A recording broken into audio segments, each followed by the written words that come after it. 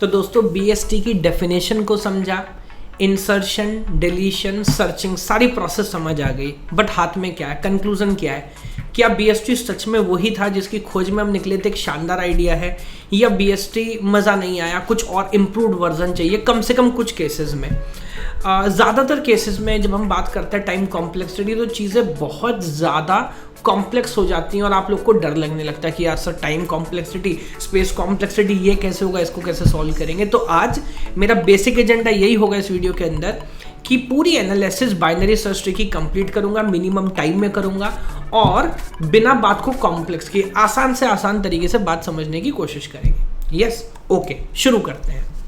Download our KnowledgeGate app for more courses and content. Check out our website www.knowledgegate.in.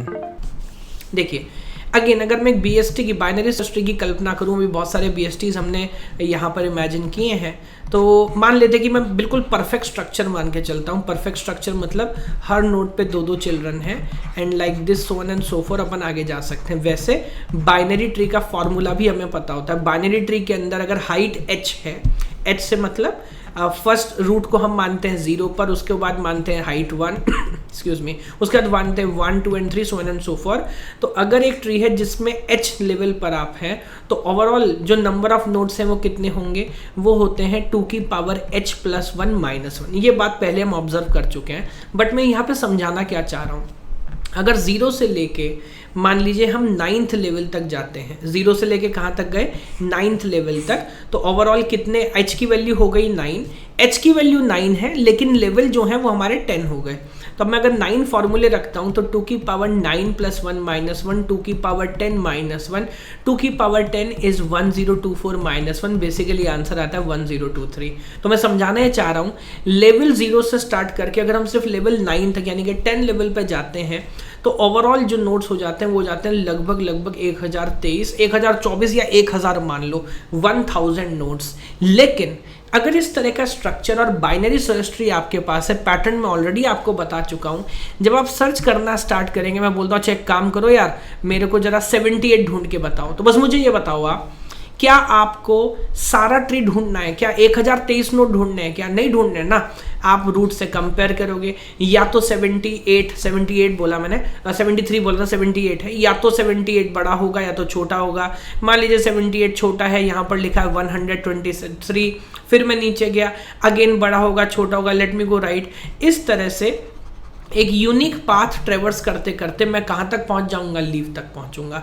अब बताइए, एक बार में मुझे वर्स्ट केस में, अच्छा हो सकता है 73 दूसरे तीसरे लेवल पे मिल जाए, सबकी किस्मत एकदम खराब तो नहीं होती, अगर महा खराब भी हुई तो भी लास्ट डेटा आपको 9th लेवल तक तो मिल ही जाएगा। अब क्या आपको ये बात समझ आती है कि 1023, 24, 1000 एक ही बात है, इतने नोड्स भी अगर मेरे पास है और अगर ये एक परफेक्ट बाइनरी सर्च ट्री है, ये बिल्कुल शानदार तरीके से, खूबसूरत तरीके से दिख रहा है, तो मैं मैक्सिमम 10 कंपैरिजंस में ये पता लगा लूंगा, क्योंकि comparison number 1, comparison number 2, like this 0 से 9 तक जाऊंगा, 10 कंपैरिजन में मैं पता लगा लूंगा कि डेटा वहां पर है कि नहीं। तो सर्च का ये कॉस्ट क्या हुआ? अब सोचो, अगर n ये है तो n के केस में क्या वैल्यू है? 2⁻10 वाला रिलेशन बनता है। तो अब मैं n के रिस्पेक्ट में log n लिख दूं।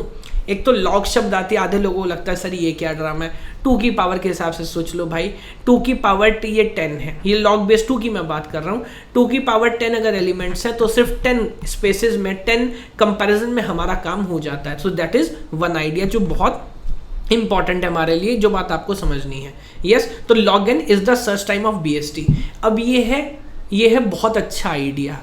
अब कुछ गड़बड़ आइडियाज भी हो सकते हैं, जैसे बाइनरी ट्री था ना बाइनरी ट्री हमेशा ऐसा सुंदर दिखे जरूरी तो नहीं है, ऐसा भी हो सकता है 1 एंड देन 2 एंड देन 3, और इस तरह से ओवरऑल मैं आपको लेके जाऊं 1023 तक। ऑब्जर्व करिए इस बात को, 1 से लेके 1023 तक मैं लेके जाऊं। अगर इस तरह से आप आगे बढ़ोगे तो आप मुझे बताओ, उस केस में वर्स्ट सिनेरियो में किसी एलिमेंट तक पहुंचने में कितना टाइम लगेगा? उस केस में वर्स्ट सिनेरियो में आपको 1024 बार ही कंपैरिजन करना पड़ेगा। पहले समझना है क्या ये एक वैलिड BST है? हाँ है ना, बाइनरी ट्री तो है, हर नोड के 2 चिल्ड्रन हो जरूरी नहीं है, और हर बार राइट हैंड साइड पे वैल्यू बड़ा है तो मैं लास्ट तक जाऊंगा। अब मुझे ये समझाना है कि अगर 1023 1024 एलिमेंट्स है तो आपको वर्स्ट केस में उतने ही कंपैरिजन करने पड़ सकते हैं। तो यहाँ पर जो आपका सर्च टाइम है वो हो जाता है order of n। Now look at this comparison. तो ऑन एन एवरेज लिख देते हैं।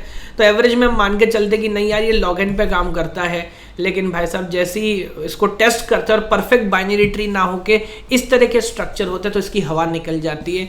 और हम तो एनालिसिस ही वर्स्ट केस की करते हैं। सबसे खराब से खराब सिचुएशन में क्या होगा, इसको बोलते हैं राइट स्क्यूड स्ट्रक्चर। उसी तरह लेफ्ट स्क्यूड भी हो सकता है। पहली वैल्यू 100 ले लेता हूँ या 1023 ले लेता हूँ, देन 1022 एंड लाइक कम होता जाएगा, लास्ट में जाऊंगा 1 तक, अगेन 1023 लेवल यहाँ पर आ गया और मामला हो गया गड़बड़, है ना। तो वर्स्ट केस सिनेरियो में क्या बाइनरी सर्च ट्री कुछ बहुत कमाल का परफॉर्म करता है, नहीं, पिट गया सर, ऑर्डर ऑफ n पे पहुंच गया। तो वर्स्ट केस सिनेरियो में ये 100% खराब परफॉर्म करता है, बट ऑन एन एवरेज ये अच्छा काम करता है। हाँ, यहां से हमें एक बात जरूर समझ आती है कि अगर हम यहाँ पर थोड़ा सा इम्प्रूवमेंट करें, थोड़ा दिमाग लगाएं और ये इतना खराब स्ट्रक्चर ना होने दें। देखिए कंक्लूजन ऑफ द स्टोरी क्या है जो आपको समझना है, ये let me do one thing, let me take a fresh slide. अब इस बात को ऑब्जर्व करिएगा, बाइनरी सर्च का काम क्या है, वो अच्छा काम करता है, लेकिन अगर हम पैटर्न के हिसाब से इसको लेके चलें, एक प्रॉब्लम n है। अगर आप उसको n/2 में डिवाइड करोगे तो अगले केस में वो n/4 बनेगा और यही कहानी आगे बढ़ती जाएगी। उस केस में आपकी परफॉर्मेंस बहुत अच्छी होगी और ओवरऑल कितने लेवल में, log n लेवल में आप प्रॉब्लम सॉल्व कर लेंगे, जो बाइनरी ट्री का फोर्टे है, जो उसका एडवांटेज है, जो उसका मज़ा है।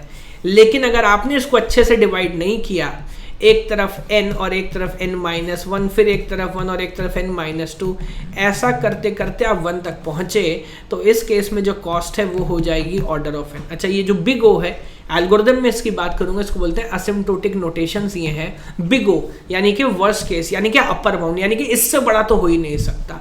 तो वर्स्ट केस में ये कुछ खास अच्छा परफॉर्म नहीं करते। आने वाले टाइम में हम बात करेंगे एवीएल ट्री की, जो हमें समझाएंगे, हमें सिखाएंगे कि कैसे इसको स्ट्रक्चर वाइज मैनेज रखा जा सकता है, but that is all together different story. ये वीडियो पहले ही लंबा हो गया। अब अगर यहाँ तक पहुँचे हैं तो हमें मोटिवेट करने के लिए इस कंटेंट को लाइक ज़रूर करिए, चैनल को सब्सक्राइब करिए, वीडियो को शेयर करिए और इसी तरह अपना प्यार हमारे साथ बनाए रखिए। Thank you so much.